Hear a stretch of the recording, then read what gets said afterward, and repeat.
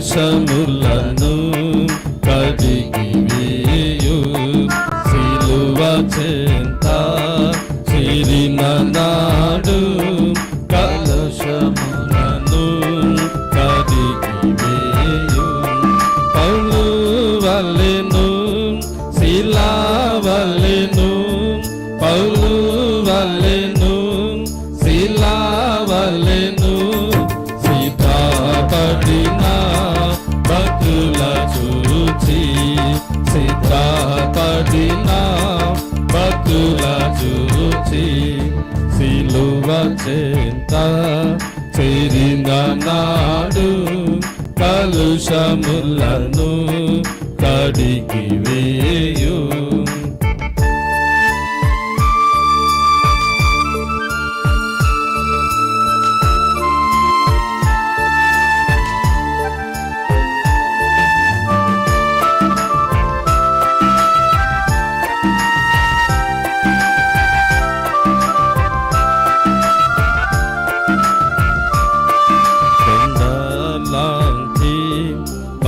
బంధాలాంటి మొండి హృదయంబు మరించు కొండాలాంటి బంధాలాంటి మొండి హృదయంబు మరించు పండియున్న పాపులనైనా పండియున్న పాపులనైనా పిలచుచుండే పరము చేరా పిలచుచుండే పరము చేరా సిలువ చెంత చేరిన నాడు కలుషములను కడిగివేయు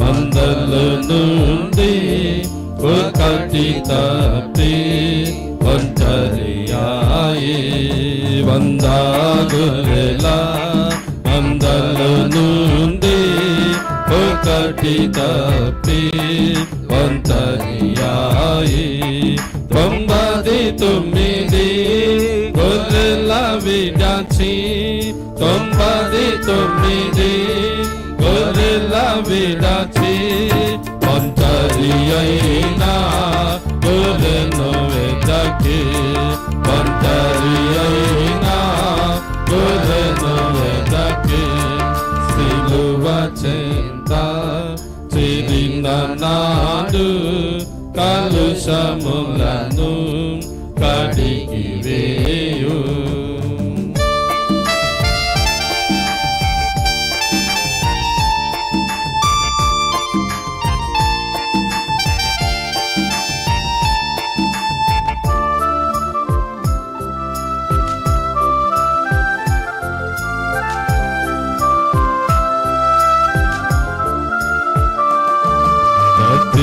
పోయినా కుమారుండు తండ్రిని విడచి తరలిపోయి తప్పిపోయినా కుమారుండు తండ్రిని విడచి తరలిపోయి తప్పు తెల్లసి తిరిగి తిరిగి రాగా తప్పు తెలసి తిరిగి రాగా తండ్రి అతని తెచ్చుకొనెను తండ్రి అతని తెచ్చుకొనెను సిలువ చెంత చేరిన నాడు కలుషములను కడిగి వేయు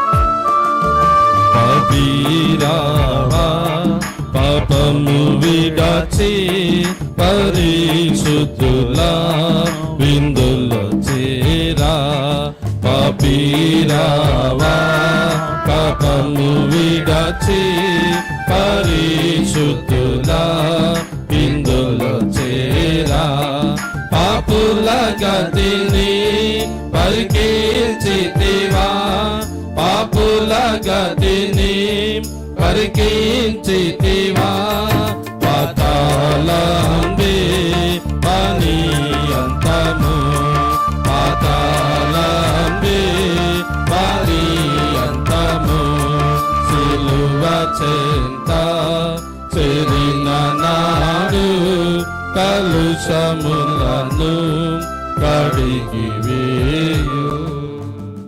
మన తండ్రి నా దేవుని ప్రభువైన యేసుక్రీస్తు నుండి కృపా సమాధానం మీకు కలుగును గాక. ఆమేన్. దయచేసి కూర్చోనండి. ప్రభునందు ప్రియమైన దైవ జనాంగమా, మన ప్రభు నిరక్షకుడైనటువంటి క్రీస్తు యేసు నామమున మీ అందరికీ కూడా ఈ సాయంకాల శుభాలు తెలియచేస్తూ మన ప్రభుని శ్రమానుభవ మండలకాల ధ్యాన ఆరాధనలకు మరొకసారి మిమ్మల్ని కూడా ప్రేమతో ఆహ్వానిస్తూ ఉంటున్నాం. కూడి వచ్చిన మీ అందరికీ కూడా హృదయపూర్వకమైనటువంటి వందనాలు. దేవుని యొక్క పరిపూర్ణ సంకల్పంలో ఇది దేవుడు మనకు కావలసినటువంటి క్షేమమును ఆరోగ్యమును అనుగ్రహింపచేసి ఆయన సన్నిధిలో మనము ప్రార్థించటానికి, ఆయనతో కలిసి మనము ముందుకు కొనసాగటానికి దేవుడు ఎంతగానో తన ఉచితమైనటువంటి కృపను ఆయన మనకు అనుగ్రహిస్తుంటున్నాడు. దేవుడు ఎందుకు తన కృపను మనకు వెల్లడి చేస్తుంటున్నాడు, ఎందుకు ఆయన తన పరిశుద్ధమైనటువంటి కాపుదలు మనకు మెండుగా అనుగ్రహిస్తుంటున్నాడు అని అంటే, మనమందరం కూడా దేవుని కుమారులము, మనమందరం కూడా దేవుని కుమార్తెలము. ఆయన భూమి మీద మనలను ఎందుకు సృజించాడు అని అంటే, సత్క్రియలు చేయటానికై, యథార్థవంతులుగా మన బ్రతుకును మనము కొనసాగించటానికై ఆయన ఈ లోకములో మనలను సృజించాడు. ఆయనచే చేయబడి ఆయన రూపములోను స్వరూపములోను చేయబడినటువంటి మన జీవితాలలోనికి అపవాది యొక్క తలంపులు, అపవాది యొక్క ఆలోచనలు ఎప్పుడైతే మానవ జీవితాన్ని అపవిత్రపరచడం ప్రారంభమైందో, మానవుడు దైవ చిత్తానికి వ్యతిరేకకరమైనటువంటి ఈ పాప జీవితాన్ని జీవించడానికి అలవాటు పడ్డాడు. కాబట్టి మనము ఈ మండలకాల ధ్యాన దినాలలో మనం ఒక నిర్ణయాన్ని తీసుకుంటాం. ఈ 40 దినాలలో మాలో నింపబడినటువంటి ఒక్కొక్క దుర్గుణాన్ని మేము విడిచిపెడుతూ ఉంటాం. ఇది మనకై మనము స్వతహాగా దేవుని ఎదుటను మన హృదయాంతరంగ తలంపులోనూ చేయబడేటువంటి ఒక వాగ్దానంగా నింపబడుతుంటుంది. కాబట్టి ఎప్పుడైతే ఈ దుర్గుణాలను మనం విడిచిపెట్టేటువంటి ఈ ప్రయత్నాన్ని మనం కొనసాగిస్తుంటున్నామో, సాతానుడు మరి ఎక్కువగా ఆయన విశ్వాసంలో మనం ఉండకుండా, మనను ఆ దుర్గుణాలను విడిచిపెట్టకుండా మనలను రకరకాలైనటువంటి ప్రలోభాలకు గురి చేయటం అనేటువంటిది ప్రారంభమవుతుంటుంది.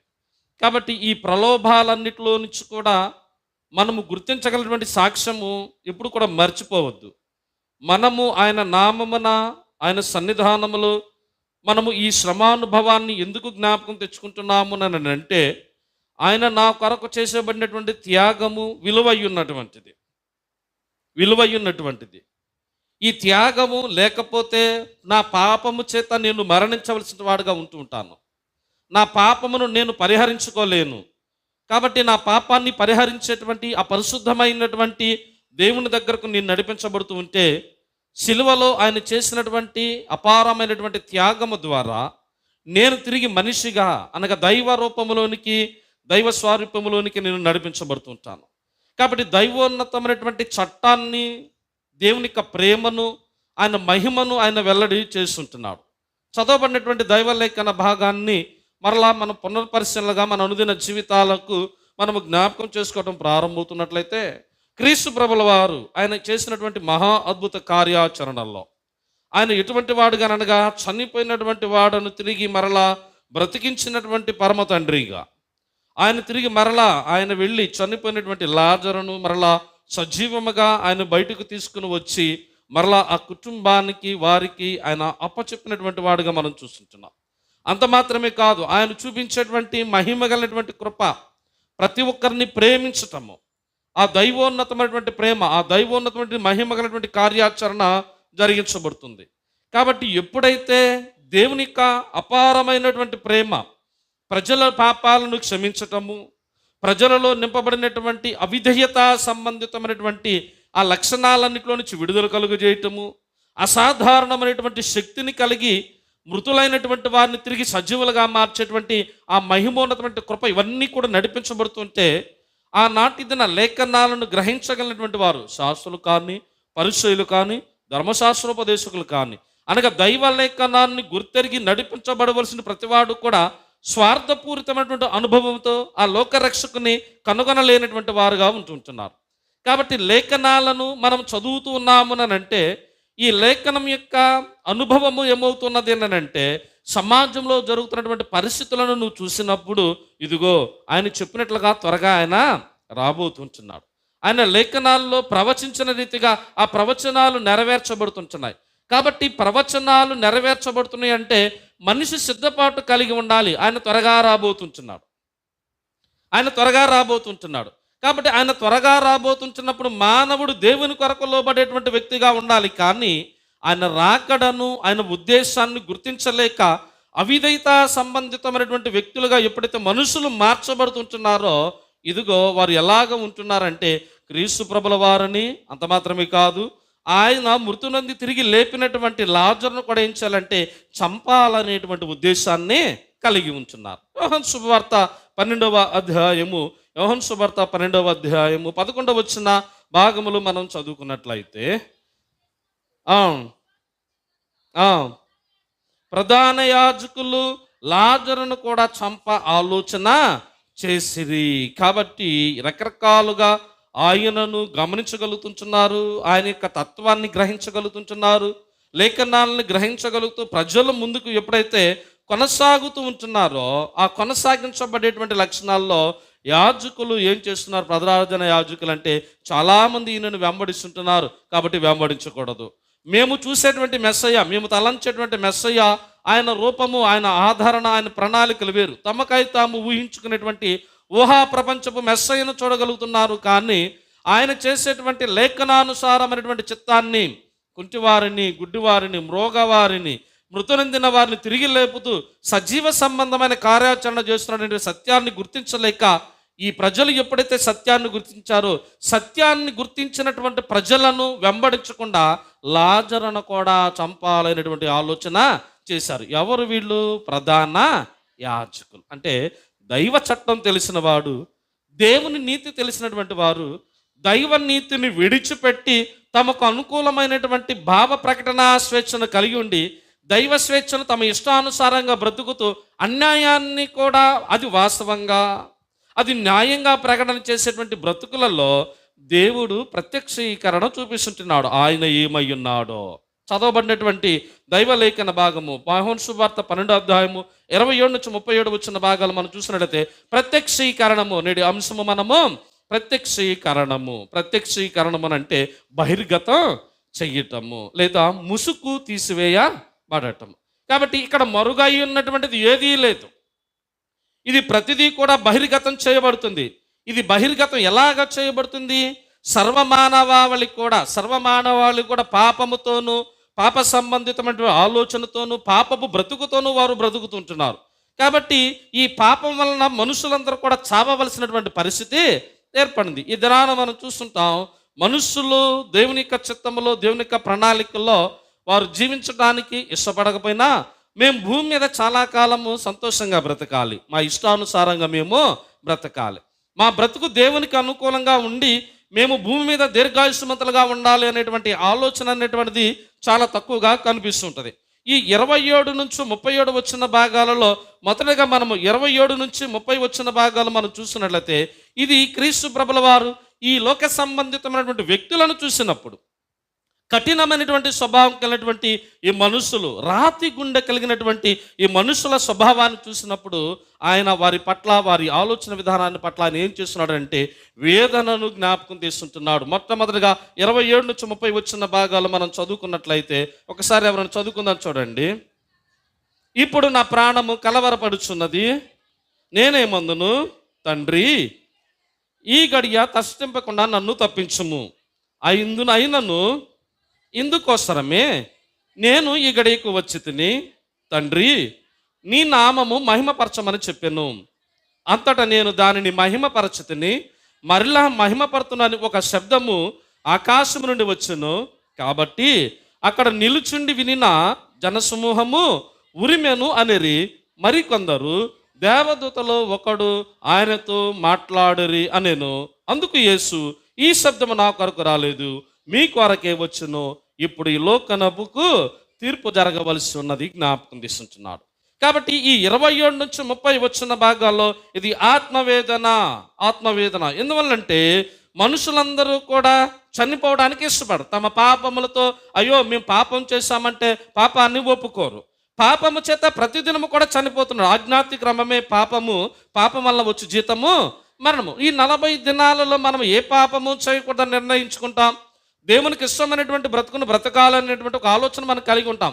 కానీ మనము ఆయన ఆజ్ఞలను, ఆయన చట్టాన్ని విస్మరించి ప్రతిదినము కూడా మనం చనిపోతుంటున్నాం. ఏ ఆజ్ఞను విస్మరించకుండా ఎవడు బ్రతుకుతున్నాడు? ప్రతివాడు కూడా ఆజ్ఞను విశ్రమించి దేవుని యొక్క ప్రేమను వెల్లడి చేయలేక ద్వేషముతోను, పగతోను, దైవ చిత్తానికి వెనుకూరమైనటువంటి బ్రతుకును బ్రతకడం అనేటువంటిది ప్రారంభమవుతుంది. కాబట్టి ఈ మనుషులు ప్రతిదినము కూడా పాపము చేత చచ్చేటువంటి వారుగా ఉంటున్నారు. కాబట్టి ఈ మనుషులు చావటానికి ఇష్టపడరు. కానీ ఈ ప్రజలందరి పాప భారాన్ని ఆయన ఇప్పుడు మోయబోతుంటున్నాడు. అందుకే ఆయన చేసేటువంటి ఈ విజ్ఞాపన సంబంధితమైనటువంటి ప్రార్థనను మనం ఇక్కడ చూడగలుగుతున్నాం. ఏంటి అని అనగా, ఇదిగో ఇక్కడ తండ్రి చిత్తము బయలుపరచబడుతుంది. నీ నామ మహిమార్థమై అది జరిగించండి అయ్యా అని. నీ నామ మహిమార్థమై జరిగించండి అయ్యా. ఎందుకు క్రీస్తు ప్రభుల వారు ఈ లోకంలోనికి వచ్చింది? శిలువ మరణాన్ని అనుభవించి ఆ మరణము నుంచి తిరిగి పునరుద్ధానంగా లేవటానికి. అయితే ఇది ఆయనలో ఏ పాపమును లేదు, ఆయనలో ఏ దోషము లేదు. కానీ ప్రజలందరి పాప భారం ఎవరి మీద మోయబడుతుంది?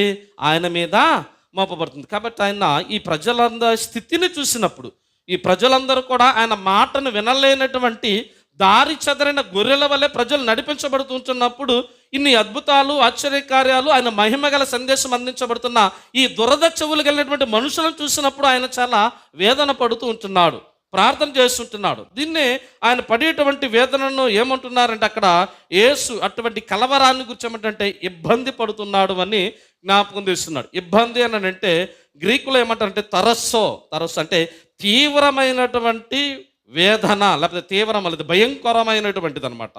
కాబట్టి ఈ భయానికం ఎంతది? చాలా తీవ్రము. ఎంత తీవ్రమనంటే దానిని మనం వర్ణించలేమన్నమాట. తీవ్రమైనటువంటి పరిస్థితి. ఆ పరిస్థితిని మనం ఎన్నడూ కూడా మనం చూడలేదు.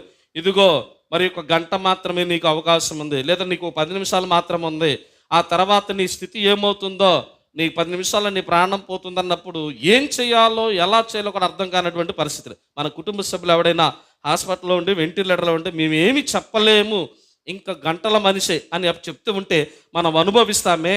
ఎవరికి చెప్పలేనటువంటిది, ఏమీ చేయలేనటువంటిది. ఈ మానసిక సంబంధితమైనటువంటి వేదనను ఇక్కడ యోహాను సువార్తికుడు చాలా చక్కగా వర్ణిస్తుంటున్నాడు. వేదనను మాత్రమే వర్ణిస్తున్నాడు. ఈ వేదన ఆయన ఎలా పడ్డాడు, ఎలాగ వేదన భరితమైనటువంటి స్థితిలోనికి వెళ్ళాడో మనం మార్కు సువార్తలో మనం చూడగలుగుతుంటాం. మార్కు సువార్త 14వ అధ్యాయము 32 నుంచి 34 వచ్చిన భాగాల్లో మనం చదువుకున్నట్లయితే మార్కు సువార్త 14వ అధ్యాయము గెత్సేమనే తోటలోనికి వచ్చి ఆయన ఆ, ఆ, ఆ. పేతురును యాకోబుని యోహానుని వెంట పెట్టుకుని పోయి మిగుల విభ్రాంతి నందుటకు చింతాక్రాంతుడకు ఆరంభించను. అప్పుడు ఆయన, నా ప్రాణము మరణమగునంతగా దుఃఖంలో మునిగి ఉన్నది, మీరెక్కడ ఉండి మెలకువగా ఉండడని వారితో చెప్పి కొంత దూరము పోయి నేల మీద పడి సాధ్యమైతే ఆ గడియ తన యొద్ద నుండి తొలగించనని ప్రార్థించుచు, నాయనా తండ్రి, నీకు సమస్తము సాధ్యమే, ఈ గిన్నె నా యొద్ద నుండి తొలగించుము, అయినను నా ఇష్ట ప్రకారము కాదు, నీ చిత్త ప్రకారమే కానిమ్మని వేదన పడుతూ ఏం చేశాడు? ఆయన ప్రార్థన చేశాడు. కాబట్టి ఎంత ప్రార్థన చేశాడు? ఆయన చెమట రక్త బిందువుగా మారేంత మట్టుగా ఆయన ప్రార్థన చేస్తుంటున్నాడు. ఈ వేదనకరమైనటువంటి పరిస్థితులను అనుభవించటానికే ఆయన భూమి మీద జన్మించాడు, విమోచన కోసమై. ఆ విమోచన జరిగించేటువంటి వ్యక్తి ఏం చేస్తున్నాడంటే సమస్తాన్ని కూడా తండ్రికి అప్పచెబుతుంటున్నాడు. తండ్రి చిత్తాన్ని నెరవేర్చడానికి నడిపించబడినటువంటి వ్యక్తి ద్వారా ఆయన మరలా జ్ఞాపకం తెస్తూ, తండ్రి, ఈ గిన్నె నా యొద్ద నుండి తొలగించు, అయినను కాదు. ఇప్పుడు ఎవరి చిత్తం నెరవేర్చబడాలి? నీ చిత్తము నెరవేర్చబడాలి. నీ చిత్తము నెరవేర్చబడటం ద్వారా మీరు మహిమ పొందబోతూ ఉంటున్నారు. నీ చిత్తము నెరవేర్చబడటం ద్వారా మహిమపరచబడబోతున్నారు. కాబట్టి క్రీస్తు ప్రభువు వారిని తండ్రి మహిమపరిచాడు. ఆయన బాప్తీసం తీసుకుంటున్నప్పుడు, ఆయన దగ్గర నడిపించబడినప్పుడు, ఆయన బాప్తీసం తీసుకుని ఒడ్డుకు రాగానే, ఈయన నా ప్రియ కుమారుడు, ఈయన యందు నేను ఆనందిస్తుంటున్నాను. అప్పుడు తండ్రి తన కుమారుని మహిమపరిచాడు.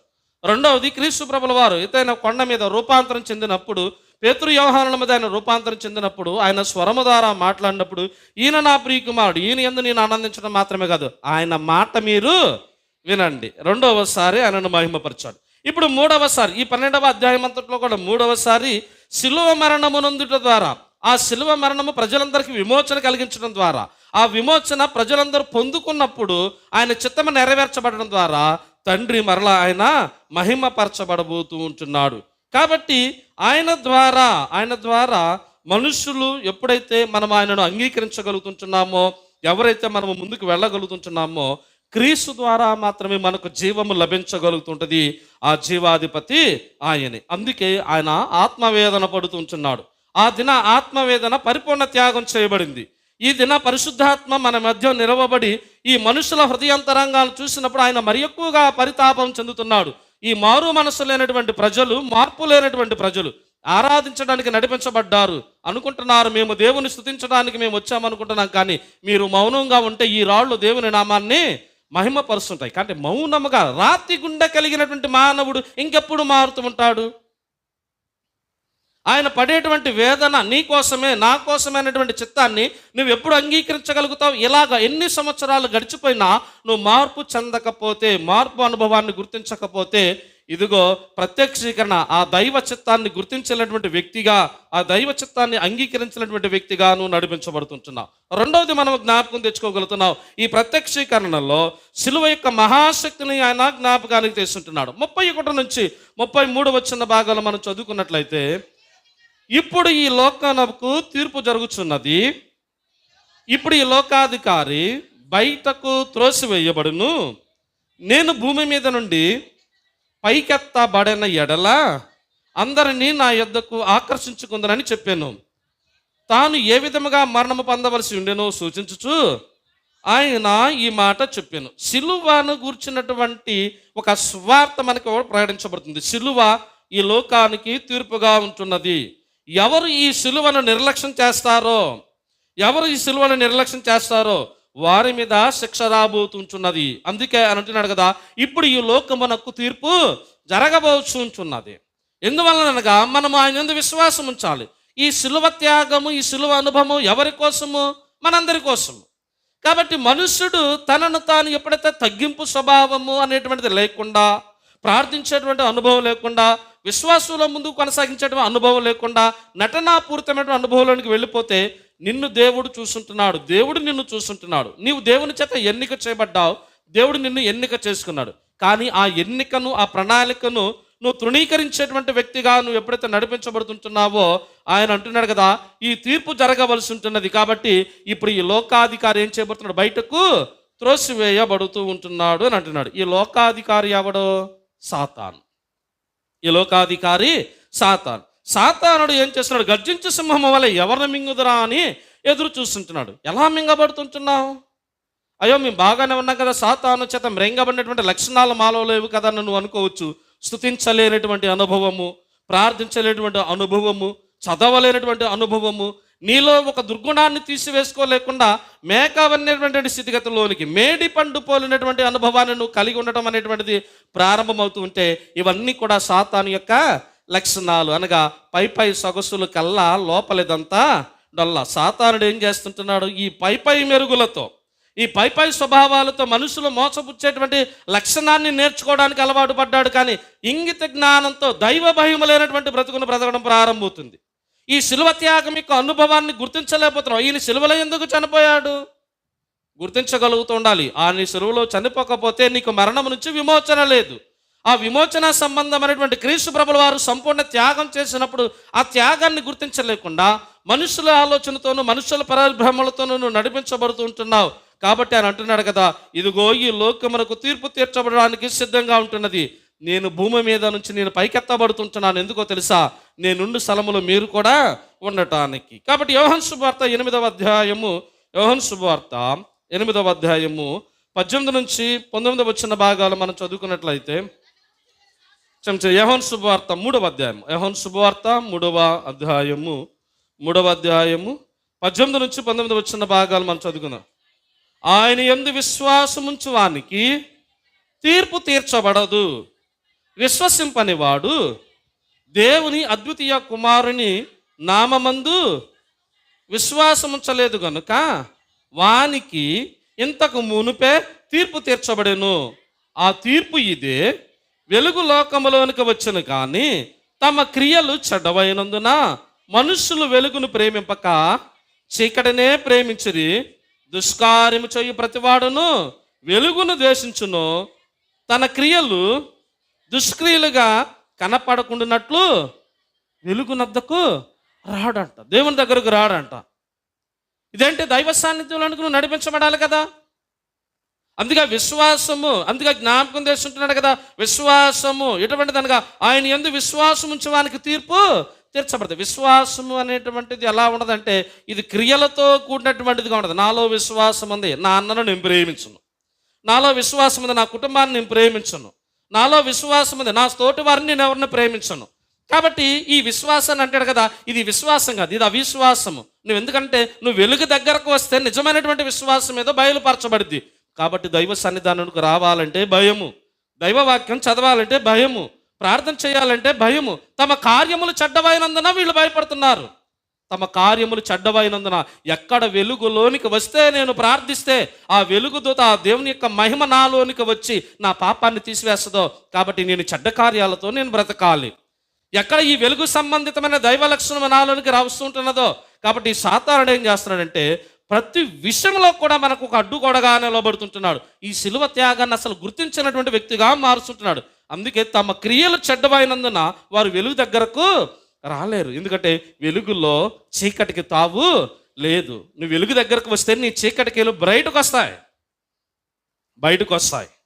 కాబట్టి మనుషుల యొక్క తత్వ స్వభావం, మనుషుల యొక్క ఆలోచన ఈ లోకాది అధికారి అయినటువంటి సాతానుకు లోబడినప్పుడు ఆ శిలువ శక్తిని గుర్తించలేనటువంటి వారుగా ఉంటున్నాం.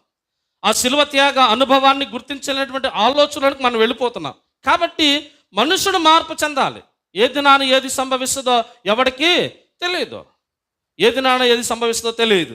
కాబట్టి దేవుడు నీతో మాట్లాడినప్పుడు దైవ వాక్యాలను నువ్వు అంగీకరించగలిగి విశ్వాసంతో నువ్వు నడిపించబడటం ఎప్పుడైతే ప్రారంభమవుతుందో మీ కుటుంబాలలో మీరు ప్రతిదినము కూడా ప్రార్థించేటువంటి తల్లులుగా, రేయి మొదటి జామున ప్రార్థించేటువంటి వారిగా, కుటుంబ క్షేమము కొరకు యథార్థ స్థితి కలిగి ఆ శిలువ త్యాగాన్ని గుర్తించేటువంటి వారుగా నింపబడుతుంటున్నారు.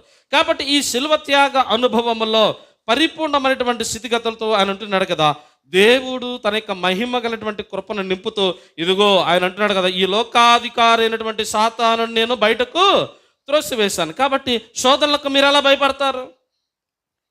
శోధనకు మీరు ఎలా భయపడతారు? మీరు భయపడవద్దు. అధికారి సాతాన్ని ఏం చేశాడు? ఆయన బయటకు నెట్టివేశాడు. క్రీస్తు ప్రభుల వారి దగ్గరికి సాతాను వచ్చి శోధించడం ప్రారంభం చేసింది. నీకు సాధ్యమే, నువ్వు దేవుని కుమారుడు కదా, నువ్వు దేవుని కుమారుడు కాబట్టి ఈ రాళ్ళని ఏం చేసుకుని నువ్వు రొట్టెలు చేసుకుని నువ్వు తిను. నువ్వు దేవుని కుమారుడివే కదా, నువ్వు పైనుంచి దూకు. నువ్వు దేవుని కుమారుడివే కదా, నువ్వు నాకు మ్రొక్కు, నీకు ఈ లోకాన్ని నీకు అందిస్తుంటాను. కాబట్టి ఈ శిలువ శక్తి త్యాగ అనుభవము ఏం చేస్తుందంటే, ఎప్పుడైతే నువ్వు ఆయన నిలిచి ఉంటావో ప్రలోభాలకు గురి కావు. నీ యొక్క దేహ పోషణ కోసం నువ్వు వెంపర్లాడవు, దేవుని మీద నువ్వు ఆధారపడుతూ ఉంటావు. రెండవది, ఈ లోకములను నువ్వు ఆయన జ్ఞాపకం తెచ్చుకుంటూ ఆయనకు నువ్వు మొక్కవలసినటువంటి పరిస్థితి లేదు. ఎందువల్లనగా ఆయనే ఈ లోకమును నీ కోసం సృజించాడు. లోకములో ప్రతి ఉదయం కూడా నీ కొరకు దేవుడు ఎన్నిక చేశాడు. కాబట్టి ఈ లోక రాజ్యాలను ఇస్తాను, ఈ లోకానికి నువ్వు నా సాగిలపడి మ్రొక్కు, నువ్వు దూకు. ఈ లోక సంబంధితమైనటువంటి వాటిని అవాంఛనీయ కార్యమైనటువంటి ఆలోచనలతో, హేతుబద్ధమైనటువంటి ఆలోచనలతో మిమ్మల్ని ప్రేరేపింపచేయటం అనేటువంటిది ప్రారంభమవుతుంటున్నది. కాబట్టి ఈ లోకాధికారిని ఆయన జయించి ఉన్నాడు. ఆయన జయించి ఈనాడు మనకు మాదిరికరమైనటువంటి స్వభావాన్ని చూపిస్తూ మరును జయించండి, మీరును జయించండి. అందుకొరకే మరి కొందరు ఎలాగ ఉంటున్నారు తెలుసా? ఇదిగో ఆయన దైవ స్వరూప మహిమను గురించి జ్ఞాపకాన్ని తీసుకుంటున్నప్పుడు ఇదిగో ఆయన పైకెత్తబడుతుంటున్నాడు. అది దేని ద్వారా అంటే శిలువ మరణము ద్వారా, శిలువ మరణం యొక్క విజయము ద్వారా మాత్రమే. కాబట్టి మీరు గమనించండి, ఇది ప్రత్యక్షీకరణంగానే జరిగించబడింది. దీంట్లో రహస్యంగా ఏదీ జరగలేదు. ఆయన సాతానుని ఎలాగా ఓడించాడో, ఆయన ఎలాగ తన ప్రజలకు విమోచన అనుగ్రహించాడో, ఆయన ఎలాగ తన పరిపూర్ణమైనటువంటి కాపుదలు నింపాడో అది మనకు జ్ఞాపకానికి తెస్తుంటున్నాడు. మూడవ ప్రత్యక్షీకరణం ఏంటంటే, మనమందరం కూడా వెలుగులో నడుస్తూ ఉండాలి. చీకట్లో నడిచేటువంటి వాడు అనుకుంటాడంట, నేను వెలుగులోనే నడుస్తున్నాను. గుడ్డివాడు గుడ్డివాడికి త్రోవ చూపిస్తుంటాడా? చూపించలేడు. కాబట్టి ఎవడు నేను గుడ్డివాడినంటే ఎవడైనా ఒప్పుకుంటాడా? ఒప్పుకోడు. కళ్ళుండి చూడలేనటువంటి గుడ్డితనము, గ్రహించలేనటువంటి గుడ్డితనం. అందుకే ఈ యుగ సంబంధితమైన దేవత వారు మనోనేత్రాలకు గుడ్డితనాన్ని కలుగు చేసినప్పుడు దైవ చిత్తం కన్నా మానవ చిత్తమే గొప్పదని భావించేటువంటి మనుషులు ప్రారంభమయ్యారు. అందుకే మనం ఏం చేస్తామంటే దాదాపుగా మనము దేవుని స్తుతించడం మానేసి మనుషులను స్తుతించడం ప్రారంభం చేశాం. పాస్టరల్ వర్షిప్ సిండ్రోమ్ అంటారు దీన్ని. పాస్టరల్ వర్షిప్ సిండ్రోమ్ వ్యాధి. ఏం చేస్తున్నాం? దేవుణ్ణి స్తుతించడం మానేసాం. మాకు ఆ పాస్ గారు గొప్ప, మాకు ఈ పాస్ గారు గొప్ప. ఐడియల్ వర్షిప్, సాతాను వర్షిప్ చేయడానికి సిద్ధపాటు పడిపోయాం మనుషుల్లో. నువ్వు నడిచేటువంటి త్రోవ, జీవించేటువంటి జీవిత విధానంలో పరివర్తన లేనటువంటి మనుషులుగా. ఎందుకంటే ఈ మనుషుల యొక్క స్వభావాన్ని ఎప్పుడు కూడా మనం జ్ఞాపకం తెచ్చుకుందాం. సాక్షాత్తు సర్వశక్తిమంతుడైనటువంటి దేవుడే భూమి మీద దిగొస్తే మనుషులు తట్టుకోలేకపోయారు. ఆయనని ఎప్పుడు చంపుదామా. అందుకే ఇలాంటి మనుషులను గురించి చూసినప్పుడు ఆయన అంటాడు కదా, ఇలాంటి వాళ్ళు అసలు పుట్టకుండా ఉంటే బాగుండు, వీడి తల్లి వీడిని కనకుండా ఉంటే బాగుండు. కొన్నిసార్లు సహజంగా అంటుంటారు పిల్లలు, మాకేమీ లేనప్పుడు మమ్మల్ని ఎందుకు కన్నావా.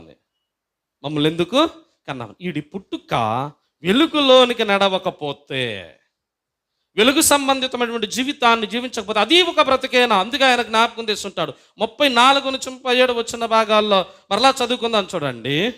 జనసమూహము క్రీస్తు ఎల్లప్పుడూ ఉండనని ధర్మశాస్త్రం చెప్పుట వింటిమి, మనుష్య కుమారు పైకెత్తబడాలని నీవు చెప్పుచున్న సంగతి ఏమిటి? ఈ మనుష్య కుమారుడు ఈయన ఎవరని ఆయన అడిగిరి. అందుకు యేసు, ఇంకా కొంతకాలం వెలుగు మీ మధ్య ఉండును, చీకటి మిమ్మను కమ్ముకొనుకున్నట్లు మీకు వెలుగు ఉండగానే నడువుడి. చీకటిలో నడుచువాడు తాను ఎక్కడికి పోవచ్చున్నాడు ఎరుగడు.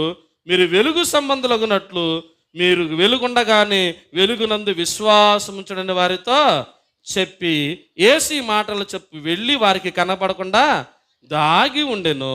ఆయన వారి ఎదుట ఇన్ని సూచక క్రియలు చేసినను వారి అని యందు విశ్వాసం ఉంచలేకపోయారు. ఎన్ని చేసినా సత్ప్రవర్తన లేనటువంటి ఈ మానవావళిని చూసినప్పుడు కొన్నిసార్లు నిర్లక్ష్యం చేసేటువంటి తల్లిదండ్రులను మనం చూస్తుంటాం. మేము ఎన్ని చేసినా వీరు మారలేదండి. వీడు పుట్టడం కోసం మేము ఉపవాసం ఉన్నాం, వీడు పుట్టడం కోసం మేము ఎన్ని మొక్కులు మొక్కామో, ఎంతగా లోబడ్డామో, ఎన్ని చోట్ల తిరిగామో, ఎన్ని ప్రయత్నాలు చేసాము. తీరా వీడు పుడితే వీడు ఏం చేస్తున్నాడు? ఇప్పుడు మా మాట వినటం లేదు.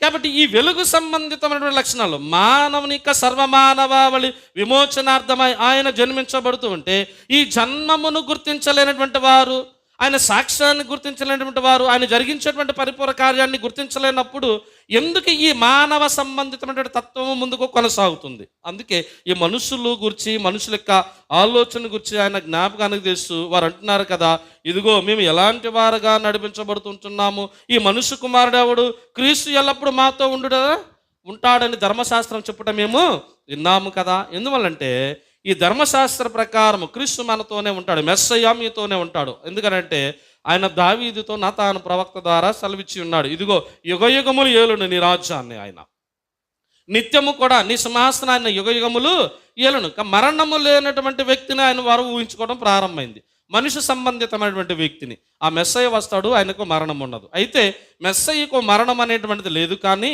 ఆ మెస్సయ్యను మనుషులు గుర్తించలేకపోతుంటున్నారు. అందుకే మనుష్య కుమారుడు, ఈ మనుష్య కుమారుడు పైకెత్తబడటం మీరు చూస్తుంటారు. ఈ మనుష్య కుమారుడు శ్రమనందు 3వ దినాన తిరిగి లేవటం మీరు చూస్తారు. ఎవరు ఈ మనుష్య కుమారుడు, ఎవరు ఈ మనుష్య కుమారుడు అనగానే ఆయన వారికి ఒక సమాధానాన్ని వారికి అందిస్తున్నారు. ఇంకొంతకాలం మీ మధ్య వెలుగు ఉండును, కాబట్టి చీకటి మిమ్మల్ని కమ్ముకున్నట్లు వెలుగు మీ మధ్యగా ఉండగానే చీకట్లో నడుచువాడు ఎక్కడికి పోవచ్చున్నాడో తెలియదు, కాబట్టి మీరు వెలుగు సంబంధులుగా ఉండండి, వెలుగు వేలునట్లు మీరు విశ్వాసులు అయ్యి ఉండండి. కాబట్టి వెలుగు సంబంధులుగా ఉండండి. దానికి సమాధానం ఎవరు ఈ మనుష్య కుమారుడు అంటే, మీ మధ్య వెలుగు ఉండగానే, మీ మధ్య వెలుగుండ, మీలో జీవం ఉండగానే మీతో మాట్లాడుతూ ఉంటున్నాడే మీ దేవుడు, మీతో వెలుగు ఉండగానే మీ దేవుడు తన కృపను నింపుతుంటున్నాడే, మీతో మాట్లాడుతూ తన యొక్క మహిమ గల కృప చేత నడిపిస్తుంటున్నాడే, ఆయనే ఈ మెస్సయ్య. ఆ మెస్సయ్యను మీరు గుర్తించగలుగుతూ ఉండగా నువ్వు జ్ఞాపకం తెచ్చుకో, నీవు చీకటిలో నడుస్తుంటున్నావో వెలుగులో నడుస్తుంటున్నావో నువ్వు ఆలోచన చేసుకో. ఎందువల్లంటే నీ క్రియలే నిన్ను గురించి జ్ఞాపకానికి తెస్తుంటున్నాయి, నీ క్రియలే నిన్ను గురించి జ్ఞాపకం తెస్తున్నాయి. కాబట్టి నీ క్రియలు వెలుగు సంబంధితమైనటువంటివి అయితే అందరూ సంతోషించేటువంటి వాళ్ళుగా. నువ్వు సిగ్గుపడవలసిన పని ఏంటి? నువ్వు సిగ్గుపడవలసిన పని ఏంటి? దేవాలయంలో యథార్థంగా నడిపించబడవలసిన బ్రతుకుల్లో నువ్వు సిగ్గుపడవలసిన పరిస్థితి ఏంటి? అని నామాన్ని ఘనపరచవలసిన నిన్ను నువ్వు తగ్గించుకుని బ్రతకవలసిన పరిస్థితి ఏంటి? నువ్వు వెలుగులో ఉంటే ఆయన అంటున్నాడు కదా, యథార్థవంతులు వెలుగు ఎలా ఉంటుంది, పట్టపగలు వేకువ తేజరిల్లినట్లు తేజరిల్లుతుంటానంట. పట్టపగలు వెలుగు వలె తేజరిల్లిపోతుంది. ఎంత ప్రత్యక్షీకరణ, ఇంతగా దేవుడు చూపిస్తుంటే ఇంకా నేను నేను నేను నేను నేను అనేటువంటి అహంతో ముందుకు నువ్వు వెళ్ళిపోతూ ఉంటే నీ బ్రతుకు ఏమవును? నీ బ్రతుకు ఏమవును? అందుకే వెలుగుండగానే, నీలో దీపం ఉండగానే దేవుడు నీకు ఇచ్చినటువంటి అవకాశాన్ని నువ్వు గుర్తించగలుగుతున్నప్పుడు మాత్రమే నువ్వు ఆయన నిత్యరాజ్యానికి నువ్వు చెరుగు. ఈ దీపము ఆరిపోయేటువంటి సమయం ఆసన్నమైతే నీ పిల్లలు ఆదుకుంటారా? దీపాన్ని ఆపొద్దయ్యా అని నీ యజమానుడు ఆపుతాడా? ఇప్పుడు నీతో ఉన్నారే నీ విశ్వాస జీవితానికి అడ్డుపడుతూ, నీ అహంభావాన్ని ముందుకు లేపుతూ, దేవుని ఎదుట తగ్గించబడవలసినటువంటి జీవితంలో తగ్గింపబడకుండా నువ్వు ముందుకు కొనసాగుతుంటే ఎవరు నీ మరణాన్ని ఎవడాపగలుగుతుంటాడు? నీ మరణాన్ని ఆపేవాడు ఎవడైనా ఉన్నాడా? లేడు. సజీవులను మృతులుగాను, మృతులను సజీవులుగా మార్చేటువంటి దైవ సన్నిధానంలోనికి నువ్వు నడిపించబడినప్పుడు ఎందుకు నువ్వు ఆయన ప్రత్యక్షతను, ఆయన ప్రత్యక్షీకరణాన్ని ఎందుకు నువ్వు గుర్తించలేకపోతుంటున్నావు? ఒకవేళ నువ్వు తప్పిపోయావా, నీకోసమే దేవుడు తన ప్రత్యక్షతను అందించింది, నీకోసమే ఆయన సిలువలో త్యాగము చేసింది. ఒకవేళ ఆ సిలువ త్యాగ అనుభవాన్ని నువ్వు గుర్తించకపోతే బ్రతుకంతా కూడా ఏమవుతుందో తెలుసా? వ్యర్థంగా మారిపోతుంది. నిన్ను రక్షించేటువంటి వాడు ఎవడం లేడు. అందుకే ఇది తప్పిపోయినటువంటి వారిలో ఒకవేళ నువ్వు ఉన్నట్లయితే అని అంటాడు కదా, 100 గొర్రెల్లో నుంచి ఒకటి తప్పిపోతే ఆయన ఏం చేశాడు? 99ని విడిచి ఒకదానికోసం వచ్చాడు. మనం అనుకుంటాం కొన్నిసార్లు కూడా వాక్యం మాట్లాడి నీకోసం ఈరోజు నీ గురించి చెబుతున్నాడు భాస్కర్. మనం అనుకుంటాం నువ్వే కావాలి దేవుడికి, ఖచ్చితంగా నువ్వే కావాలి, ఏం భయపడద్దు. 99 బాగున్నాయిగా, ఒక్కదానికి రోగం వచ్చింది, దాన్నే బాగు చేయాలి. నీకోసమే నువ్వు కూడా కావాలి, 100 సంపూర్ణం కావాలి. ఈ 100 లేకుండా అసంపూర్ణంగా ఉండటం కాదు, దేవుడు మనతో మాట్లాడినప్పుడు అంగీకరించేటువంటి హృదయం కావాలి. ఇంకో నువ్వు ఆయన తన ప్రత్యక్షత చూపిస్తుంటే మనం ఎందుకు ఈ లోకంలోనికి వెళ్ళిపోతున్నాం? దైవ జనాంగమా గుర్తించండి. మండల కాల ధ్యాన 8, 9 లెక్క పెడుతున్నారు బాగానే. లెక్క పెడుతున్నారు. 8 ఏం వదిలిపెట్టుంటారు? టిక్ చేయగలుగుతారా మీరు? మీరు ప్రార్థనలో చెప్పగలుగుతారు, ప్రభా 8 దినాల్లో 8వ రోజు మేము దీన్ని విడిచిపెట్టడానికి సిద్ధంగా ఉన్నాం. ఉందా మీ దగ్గర? ఆ 8 విడిచిపెట్టిన లిస్ట్ మీ దగ్గర ఉందా? ఆయన అగ్ని చేత కాల్చివేయబడేటువంటి స్థితి ఉందా? ఈ గొర్రెవు నువ్వైతే, అంగీకరించినట్టు గొర్రెవు నువ్వైతే, ఆ సిలువ త్యాగం ఇప్పుడే నువ్వు గుర్తించుకో. అందుకంటాడు 100 గొర్రెల మందలో నుంచి ఒకటి తప్పి ఒంటరి అయితే ఆయన 99 విడిచి ఒంటరి అయినా గొర్రెని వెతికెను. 100 గొర్రెల మందలో నుండి ఒకటి తప్పి ఒంటరి ఆయే. 100 గొర్రెల మందల నుండి ఒకటి తప్పి ఒంటరి ఆయే. 99 గొర్రెల విడచి, 99 గొర్రెల విడచి ఒంటరి అయినా గొర్రెను వెదకే. ఒంటరి అయినా గొర్రెను వెదకే. సిలువ చెంత చేరిన నాడు కలుషములను కడిగి వేయు. సమస్త జ్ఞానం ఇచ్చిన దేవుని సమాధానము యేసుక్రీస్తు వలన మీ హృదయములకు తలంపులకు కావలి ఉండునుగాక. ఆమేన్.